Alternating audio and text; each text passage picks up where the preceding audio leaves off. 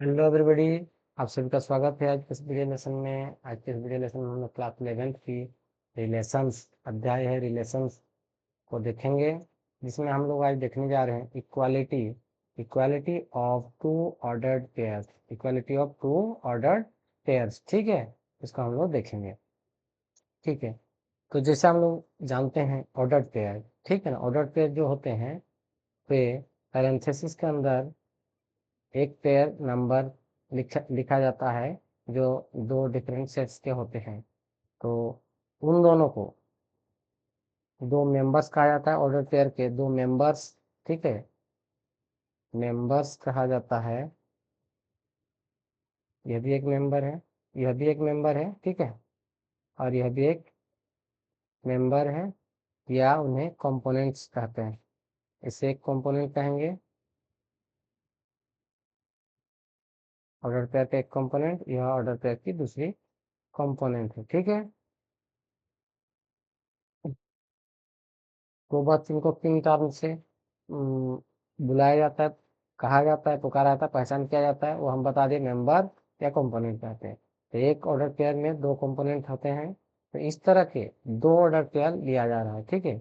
एक लिए हैं 2 4 और दूसरा लिए हैं, मान लीजिए एक्स एंड वाई, ठीक है। इसमें भी दो कंपोनेंट्स हैं। तो ये दो ऑर्डर पेयर कब इक्वल होंगे? जब इक्वल होंगे तो क्या घटना घटेगी या क्या नया कुछ चीज देखने को मिलेगी, आइए देखते हैं।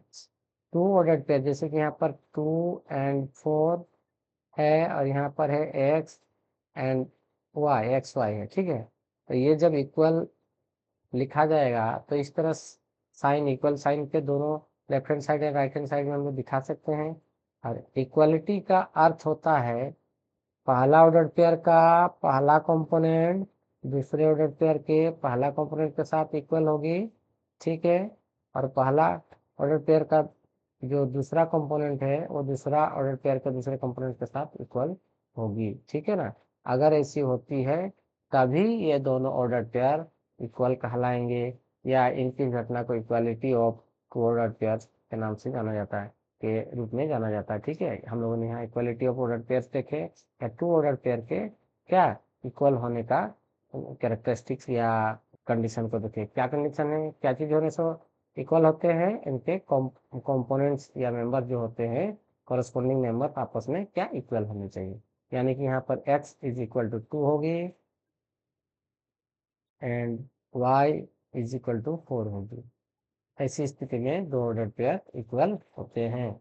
या उल्टा कहें, दो ऑर्डर पेयर जब इक्वल होते हैं तो उनके मेंबर्स आपस में इक्वल होते हैं। आपस में मतलब कॉरस्पॉन्डिंग मेंबर, पहला मेंबर, एक ऑर्डर पेयर का पहला मेंबर दूसरे ऑर्डर पेयर के पहला मेंबर के साथ, एक ऑर्डर पेयर का दूसरा मेंबर दूसरे ऑर्डर पेयर के दूसरे मेंबर के साथ इक्वल होती है, ठीक है। चलिए आइए एक क्वेश्चन लेकर कुछ सॉल्व करने का प्रयास करते हैं। कुछ क्वेश्चन जो होते हैं सॉल्व करने दिया जाता है, उसको देखते हैं। जैसे कि एक क्वेश्चन है, एक ऑर्डर पेयर दिया गया है x + 5, 3 इज इक्वल टू, एक ऑर्डर पेयर के साथ इक्वल है जो है 8, y - 1, ठीक है। तो यहाँ पर क्योंकि दो ऑर्डर पेयर्स जो हैं इक्वल हैं, ठीक है, तो इनके जो एलिमेंट्स, सॉरी एलिमेंट कंपोनेंट जो है यहाँ पर, ये कंपोनेंट आपस में क्या होंगे? इक्वल होंगे, मेंबर्स आपस में इक्वल होंगे, करस्पॉन्डिंग मेंबर। तो लिख सकते हैं हम लोग x + 5 इज इक्वल टू 8, और इससे हमें प्राप्त हो जाएगी x is equal to 8 - 5, therefore x is equal to 3। इसी तरह हम लोग लिख सकते हैं 3 = x y - 1, या हम उसको सजा के लिख सकते हैं y - 1 is equal to 3 and y is equal to 3 + 1, that is y equal to 4। इस तरह हम लोग x और y की वैल्यू प्राप्त कर लिए। हमें दिया रहेगा फाइंड x एंड y, इस तरह क्वेश्चन में दिया रहेगा, है ना। ये रहा, यहाँ रहा क्वेश्चन, साथ में लिखा रहेगा find x and y। X and y, इस तरह तो हम लोग एक साथ प्राप्त कर सकते हैं।